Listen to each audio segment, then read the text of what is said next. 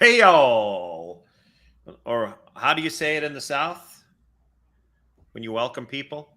Hey, y'all. Hey y'all, that's there. That's almost. Or like you say in the Southwest, yeah, hey everybody.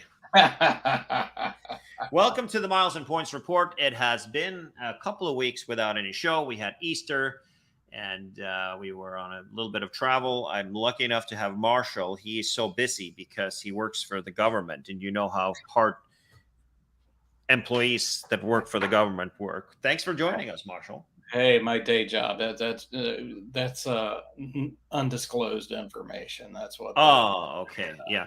He, he's Yeah, he's he's a garbage man just a in guy. North Carolina. I'm just a guy. Gets on the internet, says stuff. All right, so lots of information and lots of stuff have happened in the last few weeks. We're going to chat a little bit more about the a little bit more about various things that happened today. We're going to start talking a little bit about resort fees. So, um, yeah, exactly. Is there any, according to Marriott, people want resort fees. They're created because of demand from people. Does anybody actually believe that? That sounds like something. They paid some consultant a lot of money to write for them. Exactly. You know, So I I think want the price. yeah. No, I think that, the airlines in the United States have had, everybody says no in the comment field here. Absolutely. All over Facebook. Resort fees, bullshit. Okay. Yeah, no kidding. I think that at the end of the day, that what we've seen a lot of press releases that they're adding services. And the reality is that what we're seeing out there is when you buy a plane ticket, that's all inclusive. You might not get a place, the preferred seat. You might not get a preferred seat. You might not be able to check your bag, but if you bring your backpack, you will get a seat on the plane.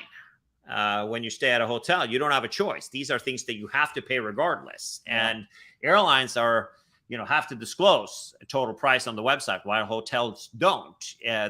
Marriott has an option where you can kind of have a slider if you want to have it or not, but as a default, it display things. And now it's starting to have consequences, which I think is phenomenal. So they just got a fresh fine from state of Pennsylvania. In 2021, they made a settlement with them over fees, promising to reform its practices.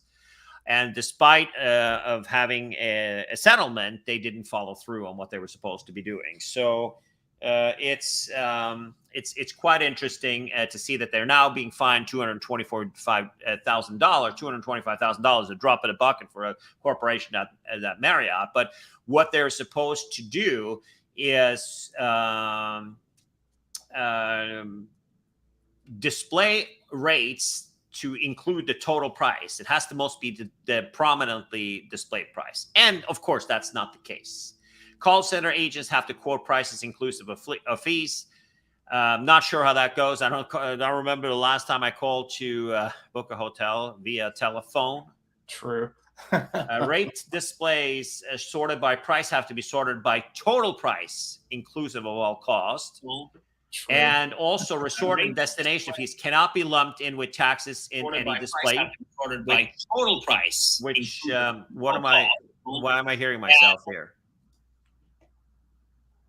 Hello? Sorted by total price. Is that you, or do I have a window open here somewhere? Yeah, I just made that go away. Sorry about that. Oh, that was you. Okay. Yeah. So back to the thing here, and they they lump all of it together. You will have to look very, very closely what the fees are, and it's not just them. Hyatt is doing the same thing as well. They're also lumping it in there, all of it. So, but this is a deal that Marriott has done, and they're not complying with this. So now they got their first fine, and I think that's great. Yep, me too.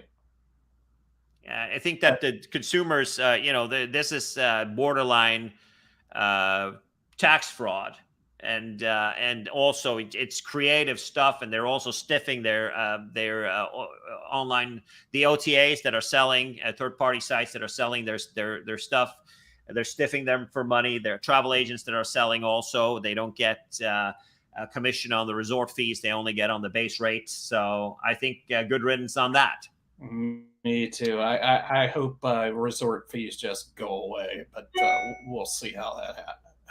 Yeah, I'm not sure that that's ever going to happen, but it's an all-American thing. There are some other countries that have various fees attached to it, but it's definitely inclusive in the price. But this is interesting. So we're going to go over to Gary's also reporting on that here, that Delta are starting to fly to London Gatwick after, gosh, how many years has it been since they flew there?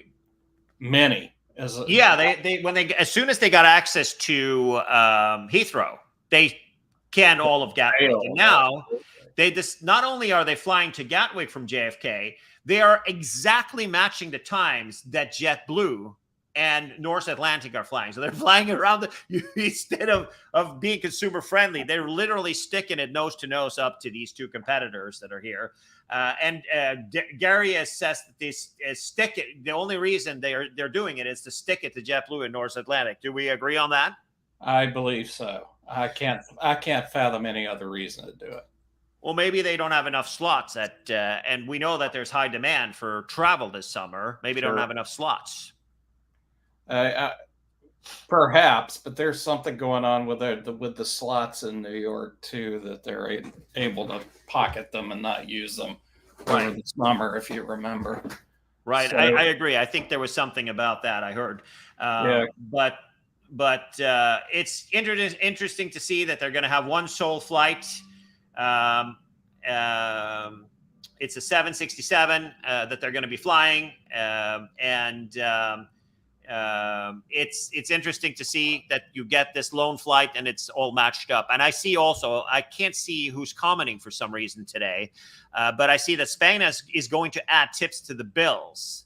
I saw an article about that, and I read something about that a couple of days ago. Let's talk about that next week. I'll put that on the schedule. I don't think that it's a unison thing. The thing is that what they're doing is, when you get the check, you can do like you do now. Even when you go to Starbucks, they're trying, it's funny. I went to Starbucks here on Sunday before heading to church. I needed another extra espresso. And a doppio here in California, it's $2.50. They wanted to know if I wanted to add $1, $2, or $5 to my $2.50 bill. So I think that was kind of interesting, but I think it's kind of like that. It's, first of all, it's not Spain, the country. It's some restaurants now with the machines that you have the capability. And as we're seeing now, pretty much anywhere you go, they're trying to stiff, retail even, you go to a counter. We went to Napa, went to a lot of stores, you wanted to go buy some chocolate, or you want to go buy some, whatever the case, a bouchon, whatever your case may be. They have these sort of a tip thing. So it was an interesting gig, to say the least. But we'll cover that next week. And talking about, if people want to talk about tips, I'm happy to do that. No, that's a good thing to talk about too. Yeah, no kidding. So we're going to chat a little bit about how demand is this summer. Anybody's trying to book. Everybody who's trying to book flights anywhere right now are in for a surprise. What do you got going on from your travel this summer, Marshall? Over the summer, just a couple of trips to Florida. I know everybody's like, why are you going to Florida in the summer? But it's no hotter than DC. But that's about some business trips too, here and there. But the personal trip, the one to Tampa, I wanted to talk about with you. It's because I just typically, that's 2.5 hours. Do I need to sit in first class? No. But, it's usually only couple $100 more for the two of us. And it's kind of a good deal, I think. And I just sit up front, wider seat. I'm kind of a wide body anyway. And Delta wanted $2,900 to fly round trip from DC to Tampa the week of July 4th. Nice. Yeah. That is cool. I thought so too. American was slightly less, but it was still over $2,000. So, Right. So I threw a little miles at it and a little cash here and there, but and did something different than what I had planned on 2 different airlines, and I'll survive. But that's not nearly as much fun as our trip to Rome in September, when I priced United Premium Economy nonstop from Dulles for the 2 of us was $9,000. How much was that to Rome? It's $4,500 each. Oh, wow. Yeah. Premium Economy. That's also sporty. We'll see. Well, I think that I've also seen it from here. From California. Also, LA is a pretty competitive market. We also have got Norse Atlantic there, and we've got Level. We've got a couple of other gigs going on with what are they called again? French B? Is that what it's called? Something like that. And so there is some competition going on there. But I've also, the trick that I've used, and that's even more important right now, is to, if you go to Europe quite a bit, is to use miles to fly to Europe and then do a loop going back and forth. Originating in Europe is definitely the way to do it. And I have got a flight going. I flew back from Switzerland from our summit there back here, and I'm going back to Italy for a business trip in beginning of May, and it was $950 round trip in American premium economy, and I spent I think $350 and 20,000 miles to upgrade to business class for one way, and then you could obviously do that also, and business was much higher than that. But going back from Europe, flying to the same route on British Airways and to in business class from Dublin to London to Seattle, we're going on a cruise, so on the 17th. So I'm flying in on the 16th, round trip in business class, flying from Dublin and then back, and ending up in Scandinavia for a family trip, was $1,700 round trip in business class. Not bad. Yeah. So it's a good trick if you have the opportunity. I know, obviously, I know a lot of people don't have the same schedule as I do, but that's how I'm able to do that kind of stuff. And I could almost make it work this summer and fall. Right. Yeah, no, I think that demand is very high for sure. It's interesting because at the end of the day, we're looking at we're looking at a rebound, but the question is, if the finances aren't really that good, why are we still, seeing prices like this? That's kind of interesting. Exactly. Yeah. All right, and also the same thing goes for United, who is now turning out to being one of the largest international that has the most carriers out of the U.S. carriers, that has the most routes. They are starting a ton of new stuff, extra stuff on the schedule because of the high demand this summer. And new stuff is kind of interesting. There's some cool stuff here. Of course, they're using a lot of their old junk and like the old school 757 and all sorts of other fun stuff that may or may not require a stop along the way to put some gas in. Probably not in the summer, not the Shannon, but looks like the new services that they have are, among others, is Malaga in Spain, Dubai, which is already opened, but Dubai is something that, good luck. You have to have your head examined to fly United when you can fly when the prices are about the same to fly Emirates.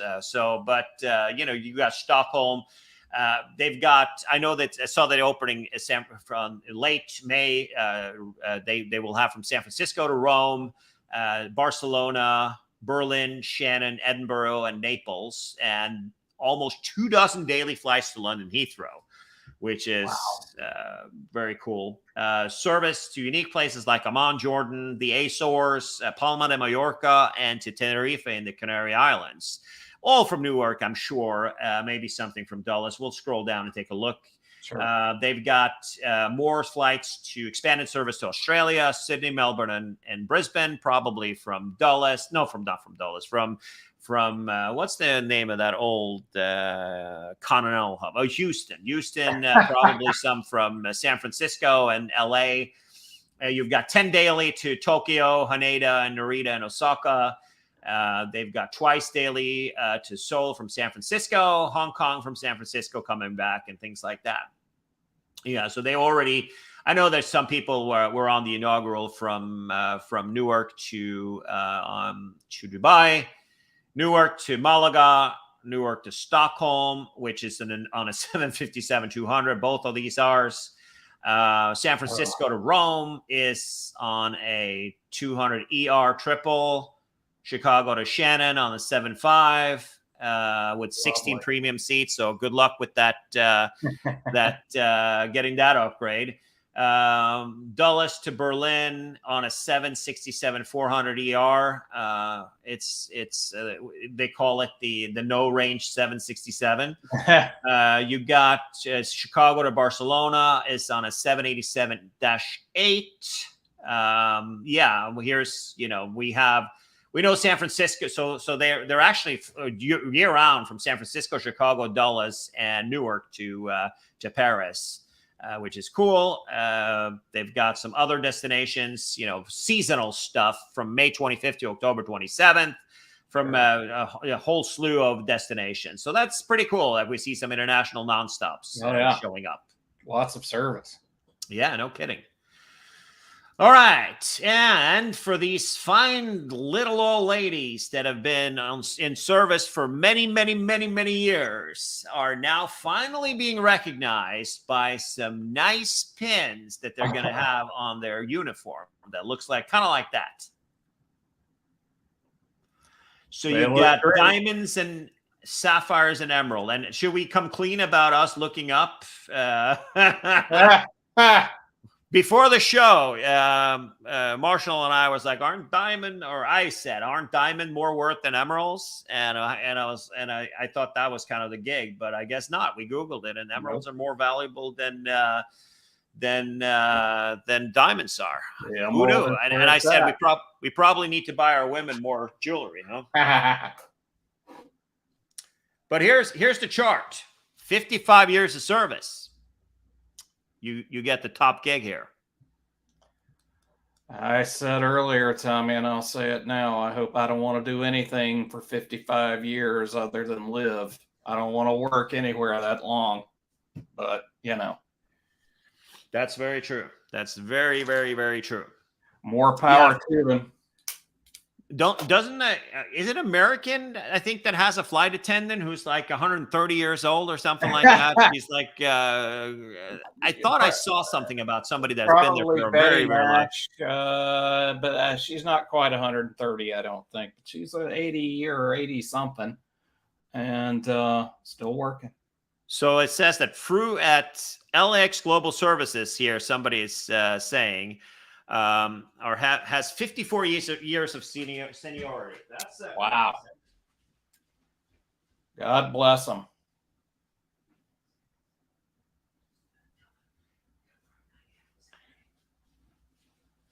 Guess Tommy had to go back. There's some dude that's an appointment that we have coming up. I had to give that to Melinda. Anybody else that know anybody that post in the comments if you know somebody that's been there for a long time. I think that somebody at American there's a flight attendant who is like 95 or something. It's got to be Betty Nash. She's not quite 95. So how old do you think she is? Got to be 80. It's out there. Let me look it up. Yeah. Not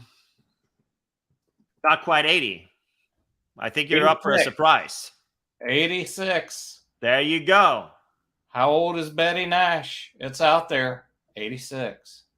Yeah, so how's that going to work? 90 seconds to evacuate an airplane? Apparently she can still do it. And she has been working for American, and I'm assuming U.S. Air before that, for 65 years. That's commitment. That's a long time to do anything. Yeah, no kidding. All right, so let's go to the next thing. So yeah, that's cool. I like it if people are appreciating their employees and showing off proudly. Wonder if we're going to get one of those million miler things to put on our get a little pilot's button there, like a little wing. I'd look great in that. Yeah, me too.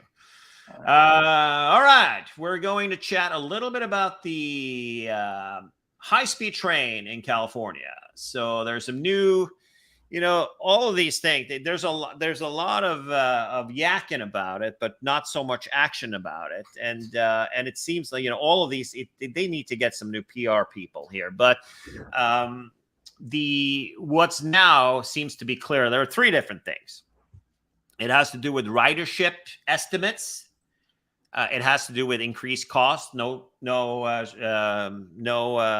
surprises there. And it has to do with timeline. So they're building like nobody's business. They got 10,000 people every day going to work building high-speed train in the Central Valley. And as we talked about earlier, is at Caltrain, who is a part of high-speed rail, meaning that they're going to be sharing tracks between San Jose and Gilroy.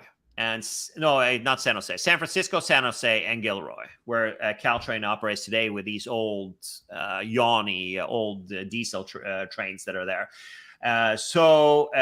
High-speed train, California high-speed train has already invested $864 million in the tracks between Gilroy. And for those who are not familiar with California, that's, about, I would say maybe an hour maybe south of San Jose. So if we were to look at the map of the high-speed train, it's if we were to look at the map of the high-speed rail and what they're planning on doing and what the gig is here, let me find one so we can kind of see what the story is here. Here's the map. I don't know if you can see that. No, you can't see it because it's on the wrong tab here. Here we go. Can you see that? Yep. Yeah. Right. So the piece that's under building that right now is from Merced to Bakersfield. That's the area that's funded and it's been paid for, but it's now going up because of inflation. It's going up with $10 billion. Then you have the piece from San Francisco to San Jose, which is this thing here, where Caltrain has begun testing, and it's January of next year. It's going to be available. The trains are on the tracks, the electric things, but I guess you need a year to go testing. And you got to make sure they work. Exactly, and that's the story. So these are the Siemens train that are made in and not in Germany. They're actually made in Utah, I think, is where they assemble these. So these are German trains. They're good known from Europe. They're one of the big differences here is that they accelerate a lot faster, so the stops will be a lot shorter. So what the problem is here is that the central from Merced to Bakersfield is the first piece of it, right? From Gilroy to the intersection here has not been funded, and there is a plan for it. The environmental studies are done, everything is done, but there is no funding and there's nothing going on. And it's a mountainous section that is very, very difficult to build trains in. Or it's not difficult, it's just very expensive because of the earthquakes, potential earthquakes and things like that. The tunnels have to be in a different type of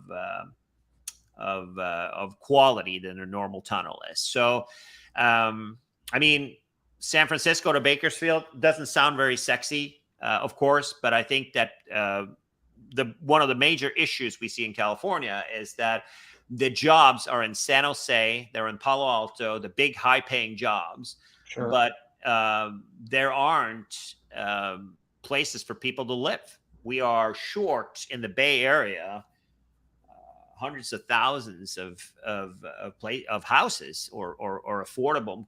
When I say affordable, it's Palo Alto, San Jose is close to $2 million for a 2-bedroom split level, right? For 1,700 square feet. So it's so expensive that unless even if you make 150,000, it's still not feasible to have a house there. So that's the thing, but that could easily change if you had people live in Gilroy or out, close to Merced or Madera, even Fresno, because we're talking about 20 minutes, 25 minutes to hop on the train from Gilroy to San Jose, probably 10 minutes when you go, 225 miles an hour. So that could have a major impact, even if the LA to San Francisco piece is not done until probably long after we're dead and gone. You have infrastructure that's under construction right now that has a piece that's very, very short between Gilroy and the intersection by Merced there, as you can see in the photo. And that's the thing. And now they're saying 2030 to 2033, 10 billion over for the Central Valley piece. And so, which is an increase of 25%. No, actually, it's not. It's an increase of about 28%. They're also saying that the official estimate of future ridership has dropped by 25%, which is, I don't know if it says further down. If you look at the long article, it says that the ridership is because of COVID, but that will obviously not be a concern in 2030. Of course, I don't know what they were estimating before and what that 25% off of, but I don't think COVID is going to be a factor in ridership. But that's just my opinion. Yeah, it's too long for that to happen. But looking at the issue here is that California has paid for 86% of the funding that has now taken place, right? And which is, for a national rail project, is ridiculous. I mean, out of the $75 billion that was allocated to various things, $8 billion of that should have been given to California, and they gave nothing. There was zero allocated from the infrastructure bill, and Amtrak has gotten $50 billion, something like that. And we took the train from Seattle to Vancouver here, Melinda and I, like a couple of weekends ago. We went up to Whistler, and we decided we wanted to. We were supposed to go to Victoria, but so fly into Seattle, go to Victoria, and then go into. But various things, including like we were going to take the seaplane, and you can't have bags with you because of weight. They don't let you do that with more than X amount, and we're going skiing, so it was problematic. So then going from Seattle to Vancouver, they don't let you pick up a rent-a-car to go across the border. So we decided to hop on a train, and that was on a Sunday. And it wasn't very far, but it took freaking forever. It was 35 minutes late. Yeah, so we left 7:50 a.m. from Seattle on this old piece of junk. We've done that. Picture. I don't know where my phone is, but I think I have a picture somewhere. Yeah. Where the hell is my phone? Well, we'll talk about it. I can show it next week. But everything was sold out at that place. They had like a red marker, and it was like permanently sold out in the cafeteria there. So we left at 7:50, and we were supposed to get in at 11:45, and we got in at 12:30. To the Vancouver station. And it's, that's who you're betting your money on. They should have clunked down. The federal government should clunk down. And of course, now since the QAnon piece of the Republican Party has taken over the House, Kevin McCarthy, who's from California, his constituents are the benefactor of this train, where he's from, the Central Valley. He said, and I quote, let's see. I saw he was in. I saw there was. In no way, shape, or form should the federal government allocate another dollar to the inept California high-speed rail, was his statement. And who is from Bakersfield, where the train, one of the places where, if you can see these are one of the guys who pushed hard for getting the train to go in the Central Valley instead of going in a straight line south. Yeah. All of these Yankee-dory redneck places in the middle of the state where nobody lives. He's literally responsible for that. And I'm not familiar with California politics, intimately familiar anyway, but that may. No, but that's the delay, right? And we see Brightline are now doing the same amount of miles. Of course, it's easier to build, through the desert to Vegas from far east of LA. It's much easier, but at the end of the day, that's what happens when private companies do it, right? It's all politics ruins everything. It's just this project should have been done a long time ago, and if they by some miracle get the Gilroy to Merced intersection financed, and they get a plan from that, so at least can do San Francisco to Bakersfield, and get people to feed in to make it feasible financially into the tech area where the most the highest paying jobs in America are located in the Tenderloin between San Jose and San Francisco, right?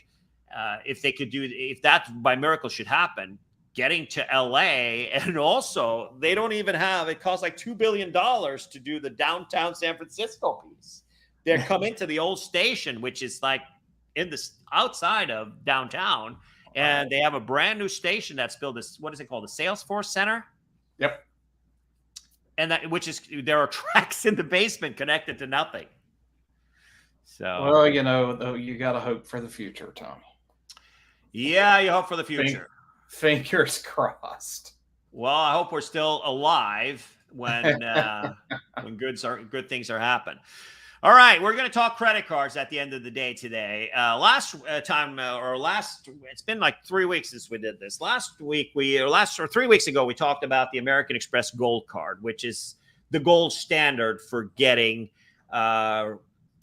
earning money from restaurants and from supermarkets. I think that's what we figured out for that card. Today, we're going to talk about the American Express Platinum Card. And the only do you have this card? I do. So the only earning piece that's decent for this card, or is best of any of the cards out there, is for flights. Yep. And it's 5 miles per dollar spent, or 5 membership reward points per dollar spent for flights. And if you have spend, and you spend a lot on plane tickets, this is a great card to have. Sure. So, but is it worth it enough to pay $695 per year? That's the $1 million question. And do you want to take a stab at that?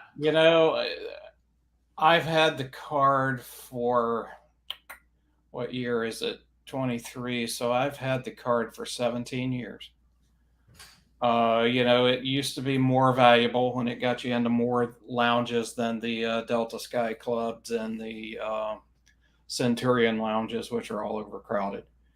But I still think I fly Delta enough that the Sky Club access alone probably helps me pay for the card. I always spend the airline fee credit, the Uber credit, the Walmart Plus credit. So hang on for a sec. Let's talk about the airline credit. So first of all, this is so we're absolutely crystal clear on this. You should not put money on this card except for blind plane tickets, right? That's all. That, and I pay my cell phone bill on it because of the insurance. There's insurance on this? There is cell phone insurance coverage on this card. Is it insurance or insurance? I don't know the difference, but we got to look for that. I want to see that thing. I'm paying mine on the Capital One card because you get 2 miles per dollar spent. I pay my cell phone bill there, and it covers up to $800 when a phone breaks. The coverage sounds similar to the Platinum card. Okay. You're better off putting it on the Capital One card because of the two right Capital One points per dollar. Okay, so let's see here. It costs $695 a year. What do you get? So the hotel credit. So if you are so the hotel credit is for the fine hotels and resort. You get $200 cash back or credited back to your card. And I found use for that, meaning that I have a hotel that I usually wouldn't stay at, like a Four Seasons that costs like $400 a night, and I can get, or $500 a night, and I can get it for $200 to $300 a night instead. But in reality, I am forking out more money. Let's not kid each other here. I'm forking out more money than I probably would have in order to get that back. So, yeah, it's a little bit of a splurge, if you will. But at the end of the day, did you use it last year? No, I have not hit that hotel credit yet. Yeah, so it's usually easy when there is a nice place. I mean, a lot of people use it at the Westin that's close to the Disney so Disneyland in California. I know there's a Westin where it's pretty much you get all the money back. So it's like usually $200 a night and that kind of stuff. So there are various areas where you can get value for it. For sure.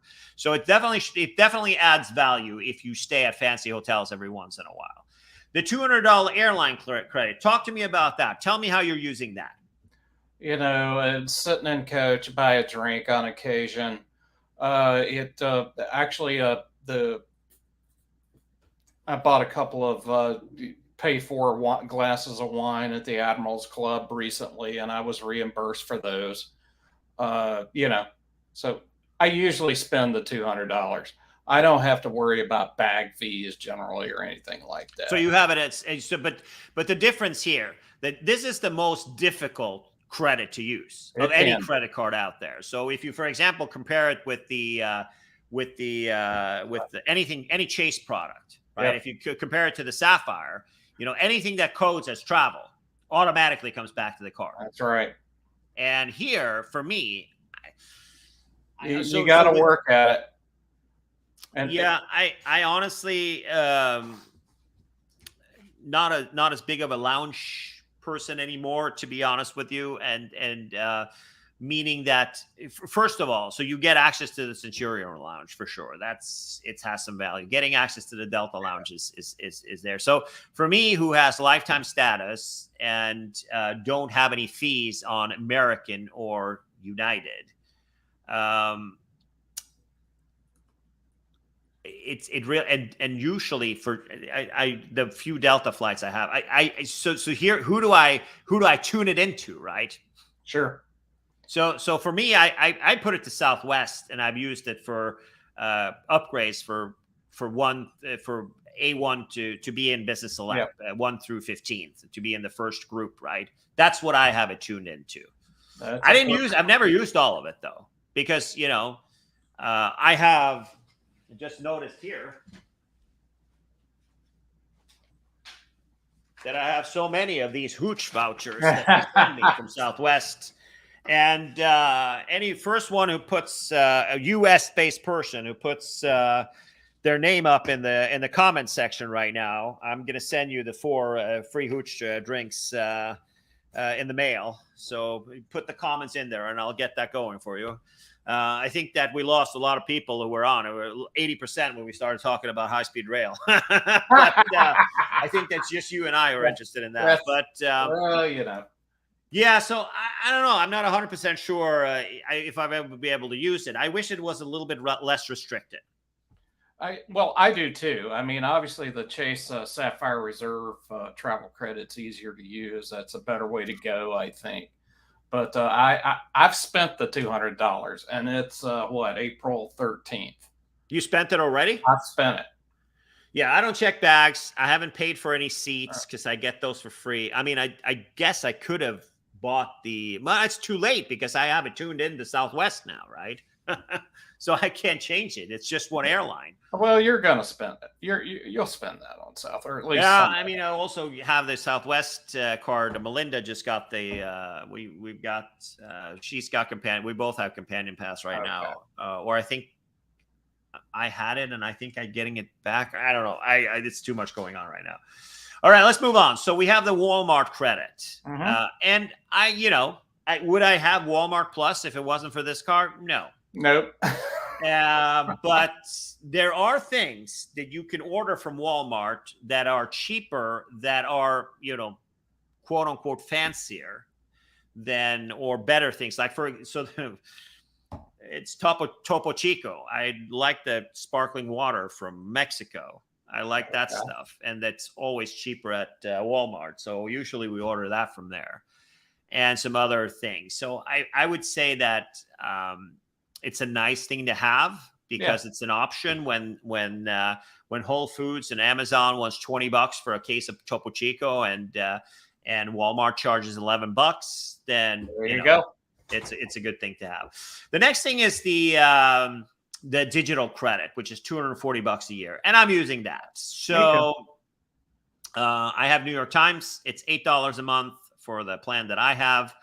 I have Hulu, and I have Peacock, and I have more than I can use here, right? For the credit, I'm using the $20 a month. I'm using that. Absolutely. Right off the bat, I'm using that. Absolutely. From almost the same things. I don't have Hulu, but I got the New York Times and maybe I think we may have. So Disney Plus, it's in a bundle, and I think it's free from somebody else. Yeah. I think it's free from somebody else. I think it is. All right. Uber Cash. Uber's food delivery program just has so many fees, and just like Marriott's running it, right? Sure. So, I don't use that. I use it for the drives, right? The $20. You could either use it for Uber, for just driving an Uber, take an Uber, or you can use it for food. And the tip is, though, if you don't want that expensive delivery, you can do pickup. If you're not traveling and you're not taking Ubers, use it for pickup. It should be an easy gig to do. $300 Equinox credits. I think it costs like $400 to be a member there, or something like that, right? It's some ridiculous number, I know. Yeah, so that's a dud for me, not doing that. And then the Clear credit, absolutely, it paid for me and Melinda's Clear. And it's zero cost, so that absolutely gets used. Not here at home because there's no lines or anything, but definitely a good gig, nevertheless, for many other airports. Like I would have missed my flight out of the one that I took for the Travel and Adventure Show in DC when you bailed, and we were going to have dinner, and you went down to Florida or something. Then I would have missed my flight on Sunday if I didn't have Clear that day. There was a lot of people in line. Yeah. You have Clear? I do. Yeah, you're doing the same thing. I had original Clear. What does that mean? The very first version of Clear, the original company, I joined Clear years and years ago.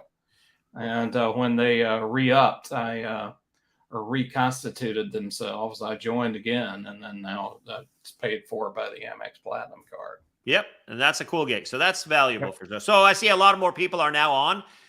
Anybody wants the Southwest for drink chits here, put it in. They expire at the end of this year. Put your name in the comments, and happy to send them out to you if you are US based. And then you have the Saks Fifth Avenue. It's, I don't know. Do you remember using that one? I don't love it, but I finally figured out I can buy 2 new pairs of underwear every 6 months, and so that's what I do with it. Yeah, I used to get the Aesop shampoos. Is what I used to get with it. Yeah, I use a lot of shampoo or something like that. Yeah, tons of shampoo here. Yeah, so they've stopped making the one that I like, and also they've had still a lot of delivery problems even with that, and so I've kind of skipped it. So I got to find something else to spend it on. Also, they screwed me over. They were out of it. Melinda ordered something like on December 26th, and they didn't process the order until January 2nd or something like that. Oh. So they screwed me over on the coupon, and everybody told me to pound sand. So that's kind of so I guess there is value. Talking about lounges, yeah, you get the Delta lounges, which you don't get with any of the other cards unless you have a Delta card, and you get the Centurion lounges, which you can't get into with any other cards. But for Priority Pass, it has the lowest end Priority Pass, and it's funny, right? You can go into the restrictions are kind of weird. That you can bring a guest into all the lounges and other than to your own, unless you spend $75K. But Priority Pass, I'm using the best one to use is the Ritz-Carlton credit card. We're going to cover that card in a couple of weeks. But that's kind of the gig here. So how do we feel about the card? Do we feel like it's worth it? Are we close to canceling it, or? I'm not close to canceling it. If I get to a point that I'm not traveling very much, I may have to think about letting it go. But as long as I'm flying Delta 4, 5, 6 times a year, and the rest of the benefits, I think it's paying for itself or getting close. Right. So I'm keeping it for now. The sun may rise on a day when I step it down to a gold card and just deal with the Sapphire Reserve, but we're not there yet. Yeah, I think I buy plane tickets for customers and for consultants or people to work with us and things like that. Lots of it a year, like more than $100,000 worth. And for me, that's a no-brainer for now. Sure. The digital credit is $240. The Walmart one is it's not like whatever. The airline credit, sure. If we're kind of the Walmart credit, the hotel credit, I use most of this stuff, but not all of it. And the Uber credit of $200 is also kind of there. So I do find value with it. And if you buy a lot of plane tickets, it's absolutely the best card to get. I mean, it's definitely a no-brainer because the other, you earn more mile or more membership reward points, which is a much more valuable currency than just an individual airline. Right? Oh, absolutely. So I think that's the gig. So it is 2 thumbs up from both of us. Should we say that? You bet. All right. And so then for our wallet now, we have gone through the American Express Gold Card. To recap that, it is 4 miles per dollar spent on supermarkets in the United States. Or is it globally? It's definitely globally for restaurants. Amex Gold. The Amex Gold gives you, gigabit Ethernet. Here we go. 4x on U.S. supermarkets up to 25K. But if not, it's a lot of gig going on there. And then membership rewards is 4x for restaurants all over the world, right? So that one we've reviewed, given it a thumbs up, and then we did the platinum card. I would say that the only thing that is better than 4x for supermarkets is to have the Amazon, the no-fee annual fee credit card from Chase, the Amazon card, which gives you 5x on everything Amazon related, including Whole Foods. Yep. But that's a cashback, of course, or a Amazon credit back. So those are the cards of the week, and that's all we had to cover. Wow. That was fast. I know. So thanks, everybody, for joining, and thanks for dialing in, Marshall. Always. See you in a few weeks, and that's a wrap. All right. Thanks.